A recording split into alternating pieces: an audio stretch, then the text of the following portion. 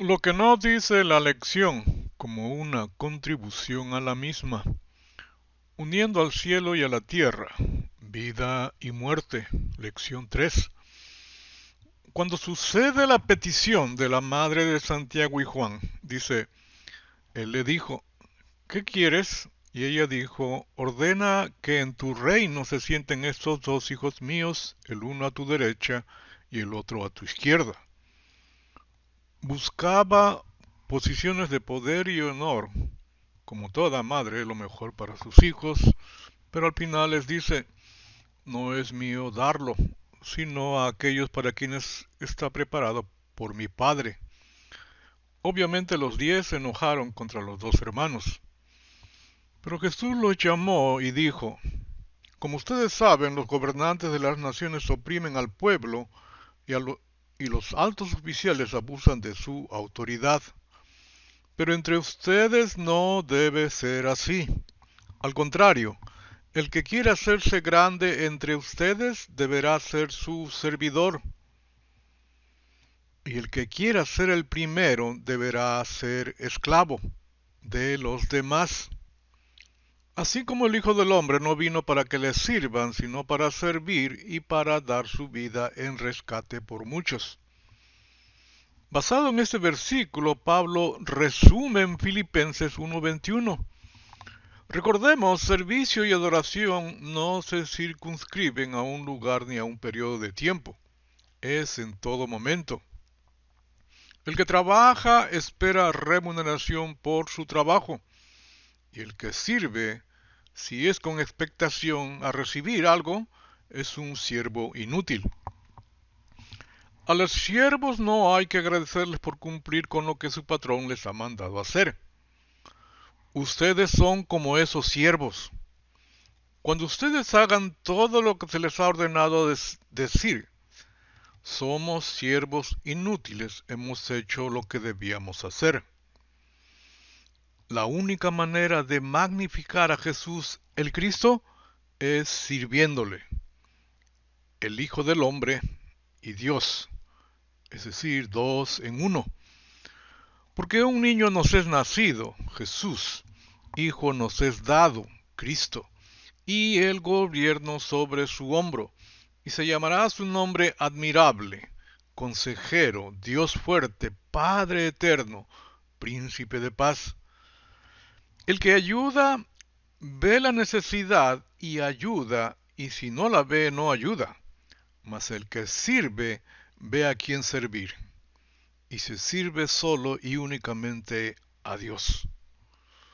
Para que nuestro servicio al que está en necesidad sea perfecto, ¿a quién tenemos que ver en el que está en necesidad? A Jesús el Cristo. Dice, y respondiendo el rey les dirá, de cierto os digo que en cuanto lo hicisteis a uno de estos mis hermanos más pequeños, a mí lo hicisteis. Para que nuestro servicio al que no está en necesidad sea perfecto, ¿a quién tenemos que ver en el que no está en necesidad? A Dios Elohim. Bienaventurados los de limpio corazón, porque ellos verán a Dios. En ambos casos, al que está en necesidad como al que no está en necesidad, se hace uso de misericordia. Y misericordia es posponer el juicio y la condenación para dar paso al perdón. Porque juicio sin misericordia será con aquel que no hiciere misericordia, y la misericordia triunfa sobre el juicio. Jesús el Cristo dice, así como el Hijo del Hombre no vino para que le sirvan, sino para servir, su vida caracterizada por el servicio a su Padre, a Dios, y para dar su vida en rescate por muchos, y por ende el servicio a los demás. Pablo lo pone de esta manera. Mas si el vivir en la carne resulta para mí en beneficio de la obra, no sé entonces qué escoger. Porque de ambas cosas estoy puesto en estrecho, teniendo deseo de partir y estar con Cristo, lo cual es muchísimo mejor. La disyuntiva entre su deseo y lo necesario. Hay algunos en la actualidad que por la abundancia de la maldad ya se quieren ir. Pero quedar en la carne es más necesario por causa de vosotros. A la pregunta de este día lunes, la victoria de Cristo no se pasa por ósmosis. Su victoria es para terminar la prevaricación y poner fin al pecado. Esto es redención. Y expiar la iniquidad. Esto es remisión. Para traer la justicia perdurable. Es decir, que seamos justos, ya no por un solo día. Esto por un mejor sacrificio. Es decir, su victoria significa que ha establecido todos los elementos necesarios para que el enemigo huya de nosotros. Y si cada vez que se acerca lo hacemos huir, ya no hay ningún conflicto. Santiago lo pone en una fórmula. Dice, someteos pues a Dios, resistid al diablo, y huirá de vosotros. Es que Santiago se enteró de cómo lo había hecho Jesús, el Cristo. Dice, entonces Jesús vino de Galilea a Juan al Jordán, para ser bautizado por él. Mas Juan se le oponía diciendo, yo necesito ser bautizado por ti, ¿y tú vienes a mí? Pero Jesús le respondió, deja ahora porque así conviene que cumplamos toda justicia. Entonces le dejó. Y Jesús después que fue bautizado subió luego del agua, y he aquí los cielos le fueron abiertos, y vio al Espíritu de Dios que descendía como paloma y venía sobre él. Los dos bautizos del agua y del Espíritu Santo, y así vino a ser hijo. Y hubo una voz de los cielos que decía, este es mi Hijo amado, en quien tengo complacencia. Y con ello se sometió a Dios, a su Padre. Entonces Jesús fue llevado por el Espíritu al desierto para ser tentado por el diablo. Y después de haber ayunado 40 días y 40 noches, tuvo hambre. Ocurren las tentaciones y responde a cada una de ellas con un escrito está. Hace uso de su libre albedrío correctamente, obedeciendo el mandamiento, y con ello resistió al diablo. El diablo entonces le dejó, y he aquí vinieron ángeles y le servían. Lucas dice de esta manera, y cuando el diablo hubo acabado toda tentación, se apartó de él por un tiempo. Fe es basado en una promesa.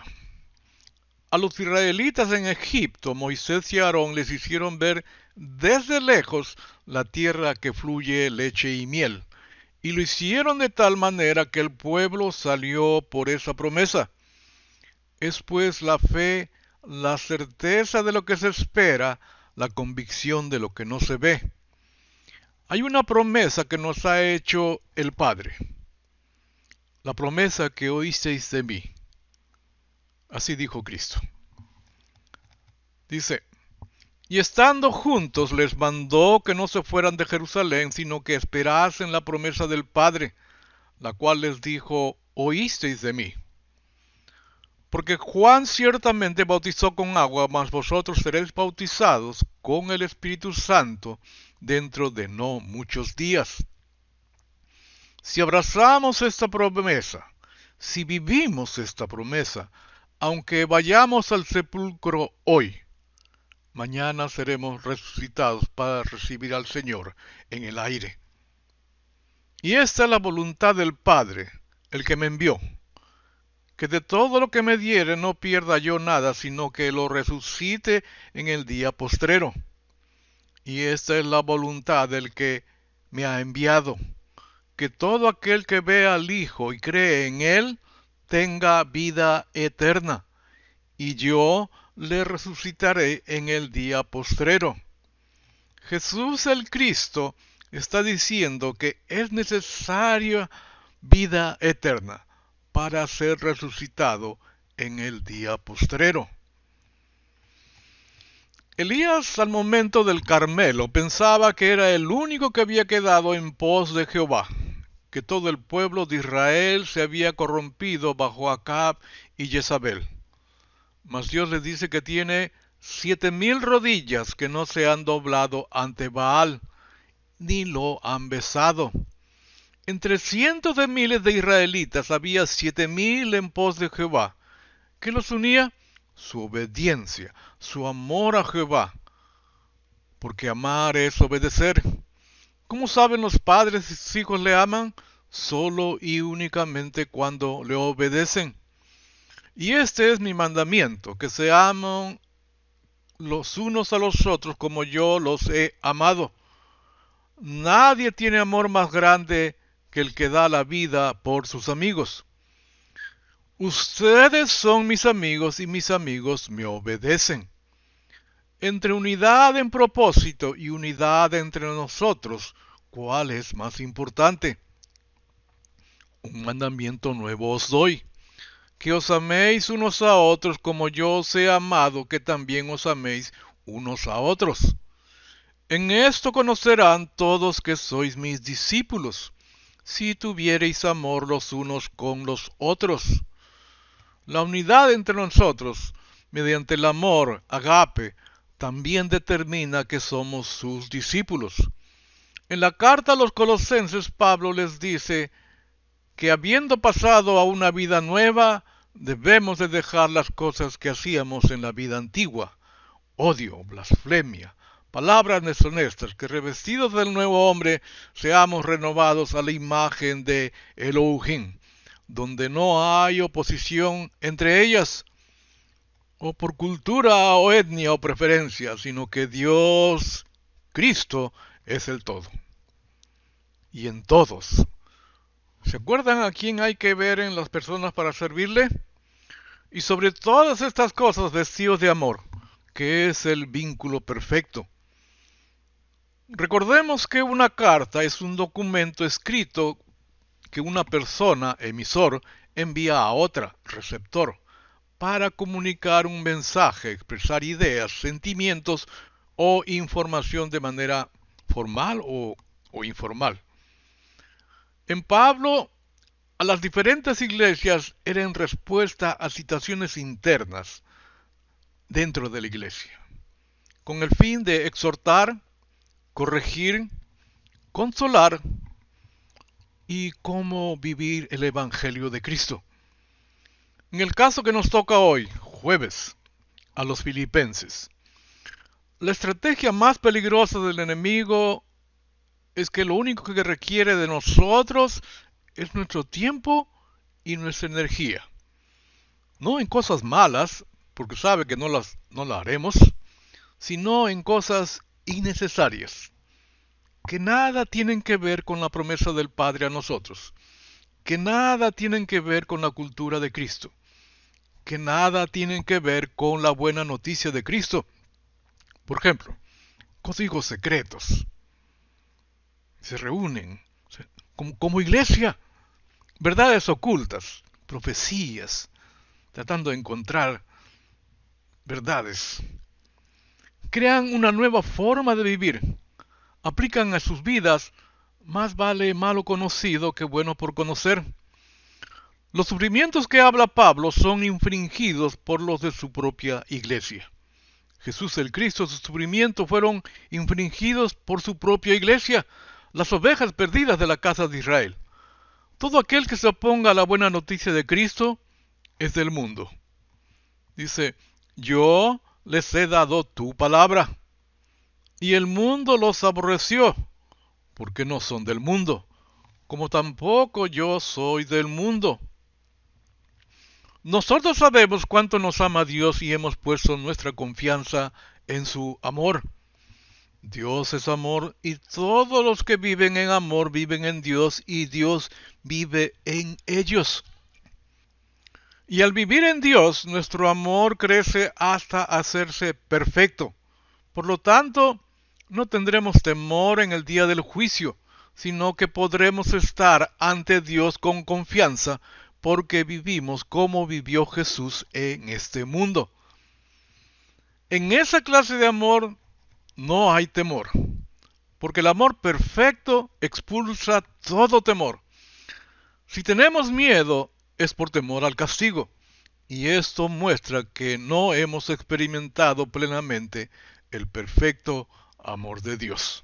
Hasta aquí nuestra contribución a la lección.